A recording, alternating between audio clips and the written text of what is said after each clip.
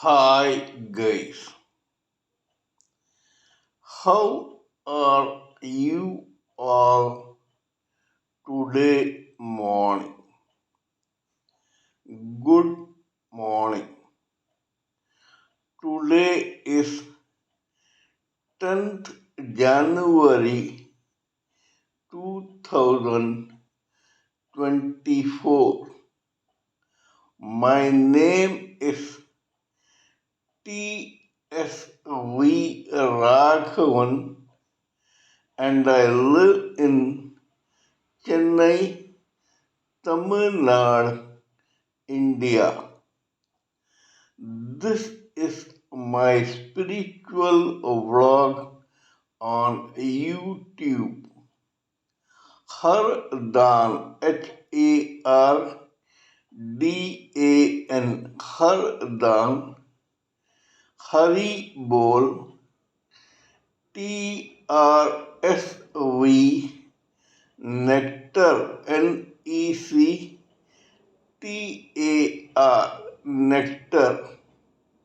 In this particular vlog, in all my previous videos, we have been trying to discuss and analyze the knowledge and information that we have gleaned through the study of spiritual books, scriptures, contemplation on the material universe, and meditation on the spiritual universe.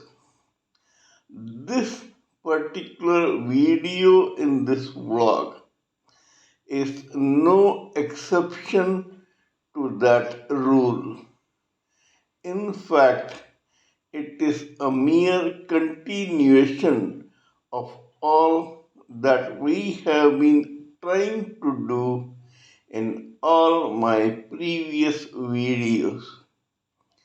Kindly subscribe to this vlog and press the bell icon so that I may keep reminding you of all my previous, present, and future videos. So let us continue with the topic of discussion for today's video. You all know by now that in the past few videos in this vlog, we have been trying to study, discuss, and analyze a particular term in the psyche and life of every human living entity, whether male or female, in this society in a particular lifetime in this material world. That particular term is known as mind. We have discussed a lot about this mind in my previous videos. By now, we know that the society of a particular lifetime can be broadly divided into three categories. One of those comprising 75% of this humanity, whether male or female, who are just in the vegetative state. The last one or the chosen one is of the 5% category of the humanity or human living entities who are positively, materialistically, spiritually, or both inclined in life. The middle one comprises of 20% of humanity. Like the 5% positive ones, This 20%, which inadvertently or advertently gravitates towards the dark, negative forces in existence in this material world, also has its own purpose. The first 75% do not realize that they have a particular purpose in life, whereas the rest 25%, including the 20% negative and the 5% positive, realize that this life is not for entertainment, entertainment or lording it over this material nature. It is with a purpose in life for which every human living entity, whether male or female, has taken birth in any of these two categories, and his or her sole focus is at the bull's eye of that particular purpose. We have been discussing several case histories of those human living entities who gravitate or attract or get attracted towards the dark negative forces of the society of a given lifetime.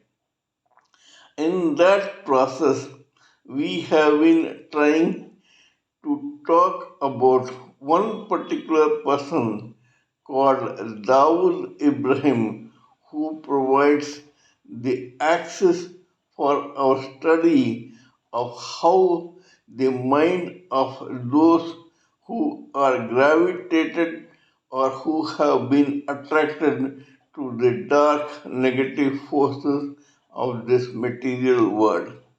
This gives us a very good idea of the life, intelligence, thoughts, views, opinions, and ideas of living entities who worship the dark negative forces. While discussing about the life of Dawood Ibrahim Kaskar, we came across a particular stage where one of his art rivals was killed by another guy who had taken a contract to kill this guy and was promptly arrested and was himself killed by another gangster called Chandrasekhar Safaliga, who killed this man called Bada Rajan. Bada Rajan had one protege called Chota Rajan. Chota Rajan and his ilk tried to snoop around to find out the brains behind the killing of Bada Rajan.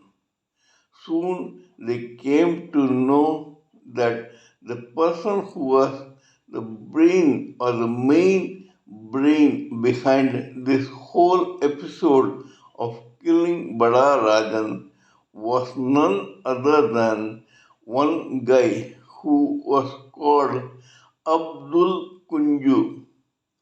Abdul Kunju and Bada Rajan belonged to the same southern India state of Kerala and were once best of friends but had turned deadly enemies because of one girl. When Badarajan was friendly to Abdul Kunju, this protege called Chota Rajan was also friendly with Abdul Kunju. People have seen both Abdul Kunju and Chota Rajan riding the same bicycle and going through the streets of a area called Chembur in Mumbai. However, after this rivalry between Bada Rajan and Abdul Kunju rose, both Chota Rajan and Abdul Kunju began keeping a safe distance. Now we will go further in this particular story to know how the minds of those human living entities who worship the dark negative forces of the material world works. Abdul Kunju, whose best friend turned rival was Bada Rajan, simply shifted sides towards the Pathan gang and informed them of the participation of Bada Rajan in killing of the Pathan gangs, one of the most awesome gangsters called Nawab Zada Jangres Khan. The Pathan gang was involved in a turf war with Daud Ibrahim Kaskar. Thus, there were two broad camps. One was the Pathan gang, which took Abdul Kunju in its fold, and the other was the Daud Ibrahim gang, which was close to none other than Bada Rajan and Chota Rajan. Here we will see how the mind of a gangster works. Though Abdul Kunju belonged to this Pathan gang, which hailed from an area called Pakmodia Street near Nagpala in Mumbai, this guy had the cunning and the audacity to keep living in the same Chembur area to which he, Bada Rajan, and Chota Rajan hailed. This Abdul Kunju was overconfident about his own intelligence, cunning, and power. He, like all negatively inclined people, believed that he was indispensable. Abdul Kunju was a megalomaniac with delusions of grandeur. He sincerely believed that he was the answer of India for Don Bradman of cricket. Abdul Kunju compared himself with none other than the Indian cricket legend Sunil Gavaskar. Sachin Tendulkar and Virat Kohli, two other heavyweights in cricket, had not yet been born or come to the public. So Abdul Kunju was not aware of them. He was a contemporary of Sunil Gavaskar. This Abdul Kunju started one gang in Chembur full of his own psycho fans who cheered when Abdul Kunju played cricket. Actually, playing cricket in public was Abdul Kunju's only vice. Chota Rajan was aware of this. One afternoon, Abdul Kunju formed two cricket teams of his own cronies and became the captain of one of them, and they started playing a cricket match in a playground in Chembur.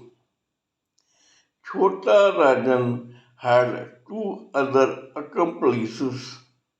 One was called Sadhu Shetty and the other was called Sanjay Raggad. All three were gangsters belonging to the once Bada Rajan and now Chota Rajan gang. On that day, when Abdul Kunju was playing cricket with his cronies in that playground, he, being a talented cricketer himself, took to batting and hit a six. The ball came to the boundary. Dressed like cricket players themselves, Chota Rajan, Ab- Sudharu Shetty, and Sanjay Raggad came dressed in white t-shirt and white half pants, took this ball from the boundary and ran towards Abdul Kunju to give him or deliver that ball.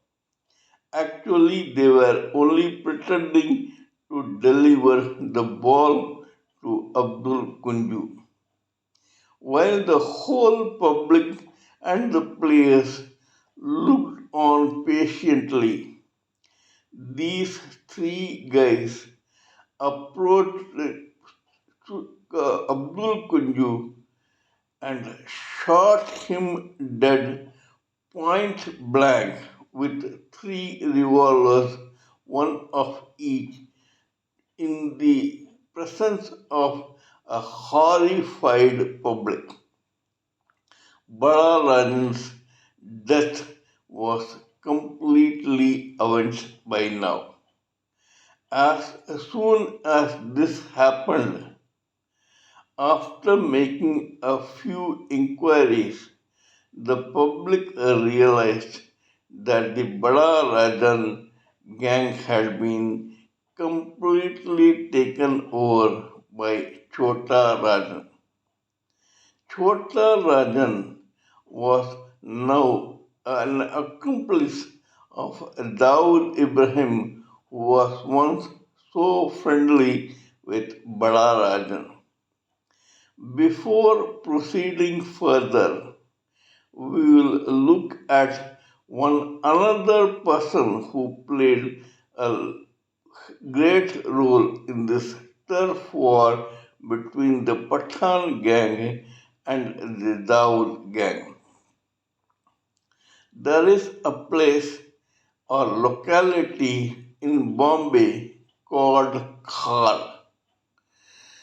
In this particular Khar, there is one hotel run by a family called Dholkiyas.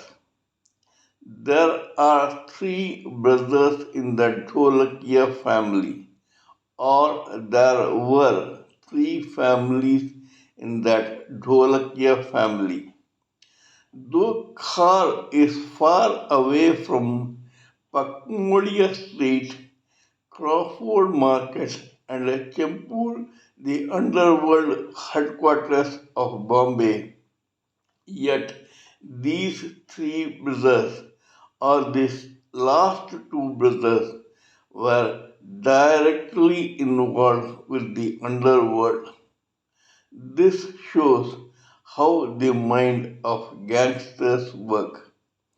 Actually, the Dholkias were extremely affluent, wealthy, and respectable businessmen from the legitimate side of business and could have done very well in legitimate business. Yet, because Arvind Dholakia and Mahesh Go Dholakia were attracted towards the dark negative forces of this society. Hence, their family also got involved with crime of Bombay. When it came to financial stability and affluence, neither Dawood Ibrahim nor the Pathan gangs was nowhere near the Dholakiyas. Yet these same Dholakiyas were happy getting involved in their gang war and enjoyed every bit of it. Arvind, the second brother, and Mahesh, the third brother, were involved in various crimes in their own classy way, and these crimes included prostitution, bootlegging, gambling, and crimes of that category which attracted the elite of Bombay. Actually, initially, these two brothers catered only to the affluent society of Bombay during that period. They had no need to become gutter snipes like Dawood Ibrahim and the Pathan gangs in a bloody, sanguine turf war in this underworld, which was not even close to their car area. Yet, when it began and when Dawood wanted to kill the Pathan gang guys or the Pathan gang guys wanted to kill Dawood and his camp, these fellows jumped into the fray without batting their own eyelid. It was Mahesh Dholakia, the third brother, who initially hired Chandrasekhar Safaliga to shoot down Bada Rajan under the promise of paying Chandrasekhar Safaliga 5 lakhs, but after the job was over, refused to pay Chandrasekhar the remaining 4 lakhs under the pretext that this payment was indefinitely postponed. Only because of this killer called Chandrasekhar Savalika blurted out angrily in a drunken stupor about Mahesh Dholakia's standing him up. And that was precisely the reason for his macabre death in the hands of Chota Rajan, Noora, Sadhu Shetty, and Sanjay Raghavan, and the shooting down of Abdul Kunju.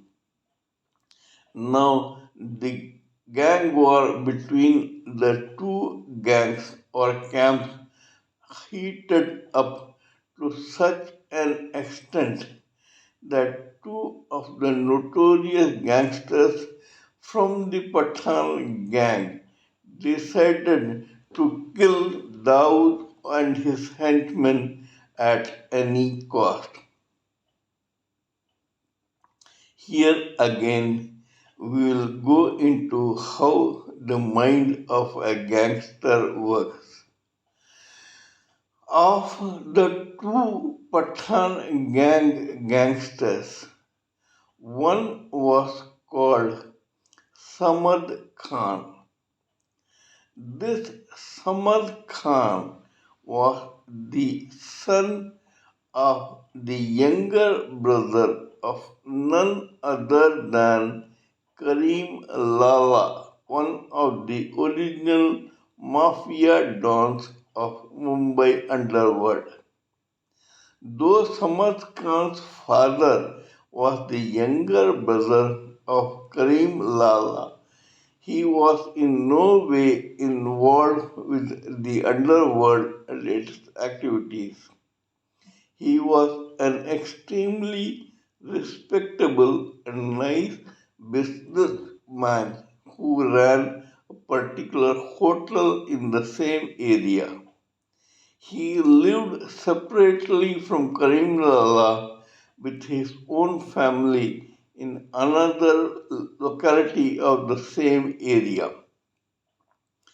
Samad Khan was born and brought up in that respectable, affluent family, was well educated, a graduate, and a person who spoke English, Pashto, and Hindi fluently besides the local language of Marathi. Samad Khan was so handsome that people took him for some movie star. This guy had all the advantages of any young man who wanted to become a respectable and upright citizen of the society. Yet nobody knows how inadvertently, by default and not by design, this guy got attracted to the dark, negative forces of Bombay's underworld. Not only that, unlike his peace loving, decent father, this guy became a ruthless and cold blooded hitman in the Pathan gang mafia. He was so violent and ruthless that once he attacked Daud and his brother Sambir in their own house and fired several rounds from his own carbine, in which Daud was hurt.